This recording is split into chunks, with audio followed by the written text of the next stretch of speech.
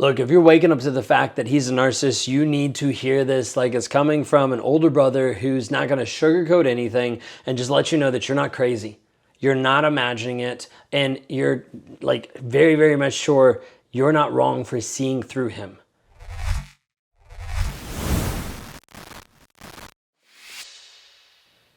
You've been living in a war zone, whether you knew it or not, whether you understood this or not. You've been surviving off of the scraps that he threw you while he drained you dry. And now that you see it, now that you're finally waking up to what's happening, to this reality, the guy in your life, he feels it.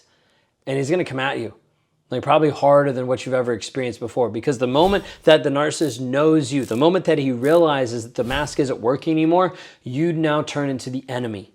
Not because you did anything wrong, but because you're now a threat to exposing him, to exposing the shame and the guilt. You see behind the curtain now. You're dangerous now to his illusion of what he's created for himself, for others, and he'll do whatever he has to put you back under, to keep you stuck. That rage that you're starting to see more and more, those guilt trips, those mind games, that's not love. Like, it's not just confusion, it's war. And now you're on the battlefield and he's coming after you. I'm telling you right now, this is not the time to second guess yourself. This is the time you need to buckle down and remember exactly what you know, factually. Because he's going to try everything to convince you. He's going to explode, tell you that you're the problem. He's going to cry and say that he can't live without you. He's going to gaslight you until you question your own memories about what's happened in the relationship. It's all a game to him. It's about keeping control.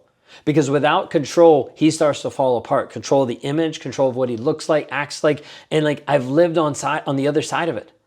Like, I know exactly how desperate, how pathetic, how dangerous it can get when a narcissist feels you slipping away. I know what it feels like to watch someone I was controlling finally stand up and realize, wait a second, I don't deserve this, and it scared the hell out of me. So instead of owning it and taking responsibility and accountability, I fought dirtier, and that's what you're up against. That's what he's going to do. Like, it's not just about you being better, being kinder, being more loving. Like, it's about him needing someone to validate the broken version of himself that he's refusing to face. And now that you see it, now that you're waking up, you're a mirror that he can't stand to look into because it's exposing him. So he's going to try to smash it. He's going to throw everything he has at you to shatter your confidence. The insults, they're going to get sharper. The attacks, they're going to hit deeper. He's going to weaponize your secrets, your vulnerabilities, like knives, trying to poke and prod at you. Not because he doesn't know that it's wrong. He knows that it's wrong. He doesn't care. He knows exactly what he's doing, and he doesn't care. He doesn't care. Because caring would mean taking responsibility and accountability, be having empathy. And narcissists don't want to do that. They don't want to acknowledge and identify the feelings and needs of you. He's surviving by making the wreckage all your fault and all your problem, by making you question your sanity, your worth, your memories. But I'm here to tell you that you're not broken, you're not weak, and you're not crazy for finally seeing it. You're strong. You're waking up to this reality, and you're closer to freedom than you even realize. The worst part inside of all of this is he's going to make you feel guilty for it. Guilty for seeing him clearly, for catching him, for setting boundaries, for wanting a life that doesn't revolve around managing his dysfunction. He'll tell you that you're heartless, that you're cold, that you're selfish. Like, how could you do this to us? Because he knows that your empathy has been his greatest weapon. And if he can still use it against you, he can keep you trapped. He can keep you stuck. But hear me inside of this. Your empathy is a gift. Like, your heart is not the problem. Your compassion doesn't mean that you're weak. It actually is a big level of strength. And what makes you human, what makes you amazing and beautiful and wonderful, is what makes you worth fighting for. You don't owe him another ounce of yourself. You've given too much already. You don't owe him another conversation, another explanation, another second, third, 50th chance. You owe yourself a chance to breathe again without fear. You owe yourself the life that you put on hold to survive his storms. You owe yourself the peace that he's been trying to convince you that you're never going to find. And you can have it. But you have to stop waiting for him to be the one to give it to you, because he won't. He doesn't want to. He can't. He doesn't even know how. You have to take it for yourself. If you don't do this, you remain stuck for such a long period of time. You remain trapped inside of all this. Now listen carefully to this, because the more you stand your ground, the more desperate he's going to get. It's not just going to magically settle down and be better. He's going to escalate even more. And that's when you know you're actually doing it right. It sounds weird, but that's when you know. because you're disrupting the cycle that he's counted on so long. He needs you to stay confused. He needs you apologizing for what he did. He needs you doubting yourself and the things that just happened, because when you doubt, he doesn't have to doubt himself. He doesn't have to deal with himself. And when you stop doubting, when you start trusting your gut again, you get to the place that you expose the biggest lie of all. That's the one that he's been living inside and dragging you into, that you're the broken one. Because frankly, you're not. You were just buried under years of manipulation, gaslighting, lying, abuse. And now that you're crawling your way out, you're a threat to everything that he's built his life upon. Everything. And so expect him to try to shift tactics fast, to change it up. If rage doesn't work, play the victim. If sob stories don't work, well, then he'll switch it around. He'll tell you how he's hurt. He'll tell how misunderstood. He'll tell us how you're abandoning him all at his time of need, that he needs you to work through this. You didn't know about his childhood trauma. You didn't know about his mental health struggles. And now he's trying and you're giving up too soon. Why would you do this? All of it's designed to pull you back into the caretaker role that he's conditioned you for. All of it is bait to make sure that you stay. Because if you start feeling sorry for him, if you find something that's traumatizing to keep you together, if you find something that's starting you to doubt your right to protect your peace, you'll step right back into his trap, be right back with him, and you won't leave. That's what he's counting on. Because it's worked before, why wouldn't it work now? This isn't about love. Like if it were that, he would have protected you, not hurt you. He would have chose to honor you, chose to honor your boundaries, not just bulldoze over them. If it were about love, he would have been building with you, not tearing you down every chance he got. It's all about control of the image, control of him. So he doesn't have to own up to who he is. It's always about control. It always will be about control. And the moment you understand that, you stop negotiating with a guy who doesn't care. You stop explaining yourself to someone who doesn't want to see it. You stop justifying. You stop needing him to see your worth, because you finally start seeing your worth for yourself. And that's when you become more dangerous. Not because you're cruel, but because at this point you start to get free. And the narcissist can't survive in freedom. He survives in chaos. He survives in fear. He survives in your self-doubt and your worry. That's why the minute you start believing in yourself, he panics. He'll throw every last weapon at you. He'll throw different lies, different manipulation, different smear campaigns, different guilt trips, everything to be able to get you to stop.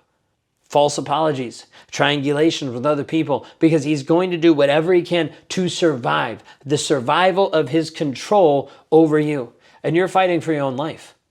Like the one that you were meant to always live before he hijacked it and put you on this road. You're not weak for feeling scared right now. You're not stupid for missing him sometimes. Like you're not like crazy for grieving the future you thought you were building together.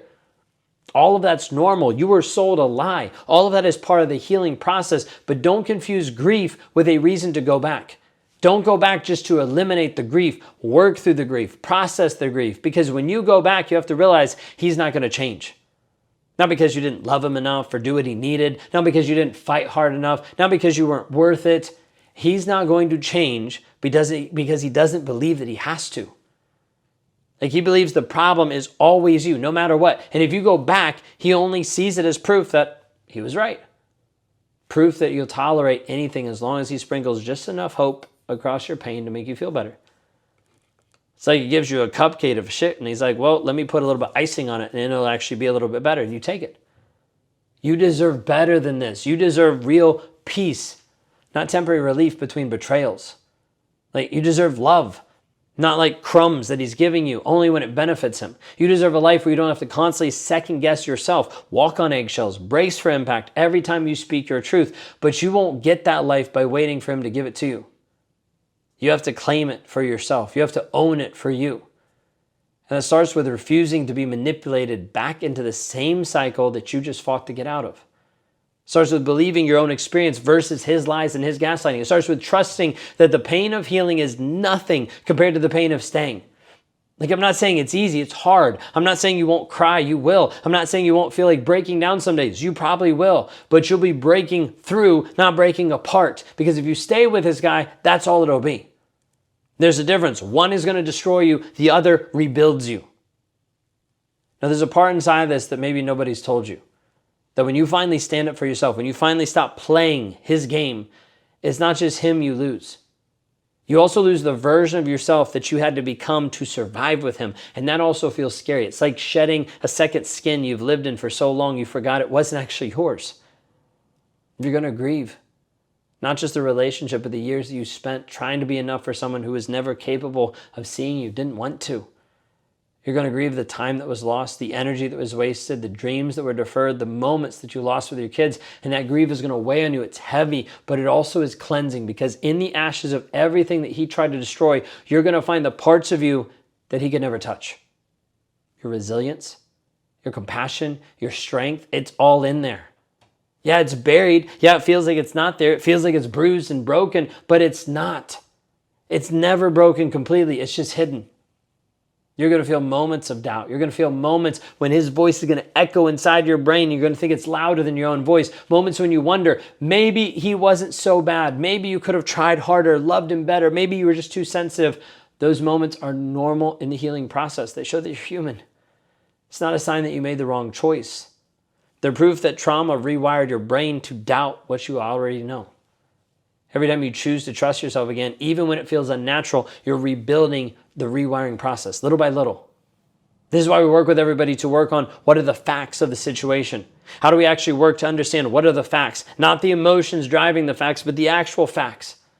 Because you have to wake up to the reality of the truth, the demonstration, what's actually happening. You start to move forward. You start to grow. You start to get stronger until one day you realize you didn't think about him at all. And all of a sudden it's like, whoa, you didn't flinch when you saw someone who looked just like him. You woke up and you didn't hear his voice in your head when you made a decision. You started to live your life fully, even without remembering any of the chains that he wrapped around you. That day is coming.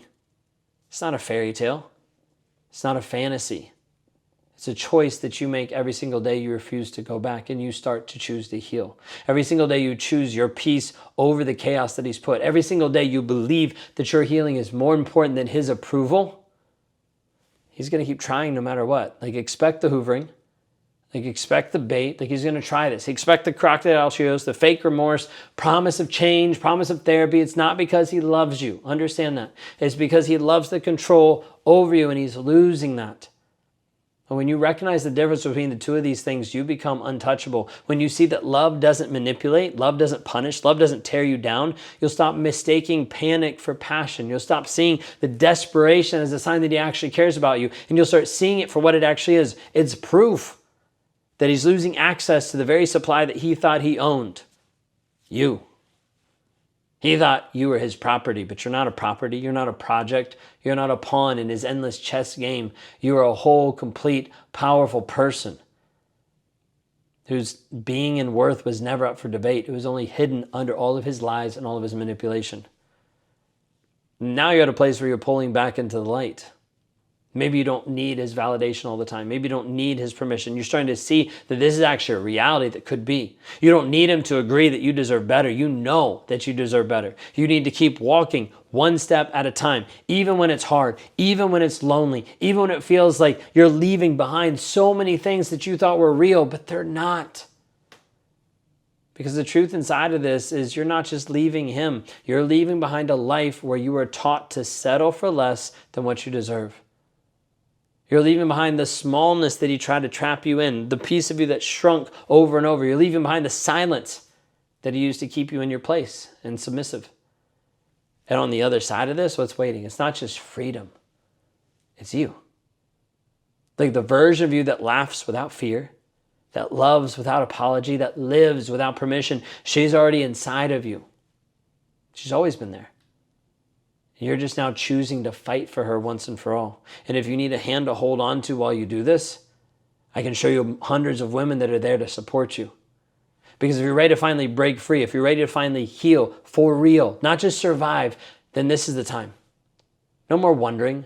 No more waiting for him to change. No more trading your soul for scraps of hope. If you're ready to step into the life that you're always meant to live, then I want you to go to rawmotivations.com/breakthrough. Fill out the application, book a free call with me. We can talk about where you are, what's keeping you stuck, and exactly how to start building the future where you don't just survive, you thrive. You're stronger than you actually believe and than what you think, and the best is yet to come. So click and go to rawmotivations.com/breakthrough. You've been told it's all your fault and that makes you feel crazy. No one understands you and that leaves you in a place of being alone. You've tried to break free multiple times, and that leaves you helpless because nothing you've done has actually worked. It hasn't actually got you free or liberated from this toxic relationship. So you feel crazy, alone, and hopeless. Guess what? That's a lie. Because all it is how you've been raised and conditioned inside of this abusive relationship over and over. And as a result, you've sacrificed your growth, you've sacrificed your worth, and you've been trapped inside of a toxic relationship. What if I showed you the path to freedom? A way for you to actually get free mentally and emotionally from the toxicity that's happening right here, right now. You deserve more. You deserve to be able to heal. And I want to help you with that. If I can help you with that, go to rawmotivations.com/breakthrough, schedule a call there, and let's talk.